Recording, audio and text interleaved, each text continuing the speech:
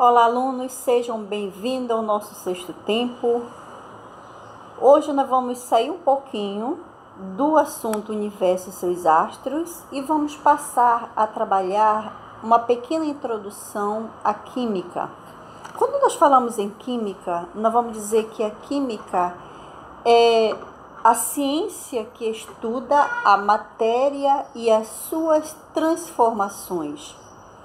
Quando nós falamos em matéria, nós vamos dizer que toda matéria ela é constituída ou é formada por átomos. O que são átomos? É a menor partícula que pode se encontrar formando uma matéria, tá?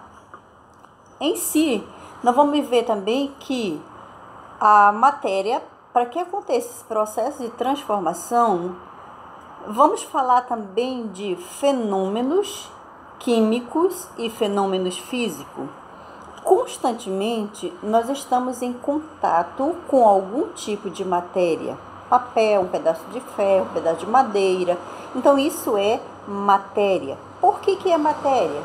Porque ela apresenta ou possui uma espécie de massa e ocupa um lugar no espaço. Por menor que seja, como por exemplo, você pode pegar uma folha de uma árvore, ali você tem uma matéria. Você pode pegar um pedaço de papel, ali você tem uma espécie de matéria, tá? Formada por átomos. Bem, eu falei para vocês que dentro da matéria estudamos os fenômenos químicos e os fenômenos físicos. Como é que eu vou diferenciar o que é um fenômeno químico e o que é um fenômeno físico? O fenômeno químico é quando ocorre a transformação daquela matéria. A matéria ela passa a ser uma outra substância, tá? Então, por exemplo, a questão da alimentação. Quando nós começamos a mastigar o alimento, esse alimento ele vai sendo transformado, tá? Primeiro no processo da mastigação, daí ele vai ser transformado. O fenômeno físico, a substância, ela não se transforma, ela não deixa de ser o que era antes. Como, por exemplo, um vidro. Se você quebrar um vidro em milésimas partes, ele continua sendo a substância vidro, tá? Um outro exemplo, dois carros se chocando, ou um carro se chocando num porte. Ele vai ficar todo deformado, mas a substância continua sendo a mesma, tá? Então, isso é o estudo da introdução à física, ou desculpa, a química, que é a ciência que estuda a matéria e suas transformações, tá? Aqui no exemplo que eu estou deixando aqui para vocês, para a gente explicar bem o que é a matéria. Nós temos a árvore. Dessa árvore foi retirada uma pequena tora dessa árvore. Dessa tora foi construída uma cadeira.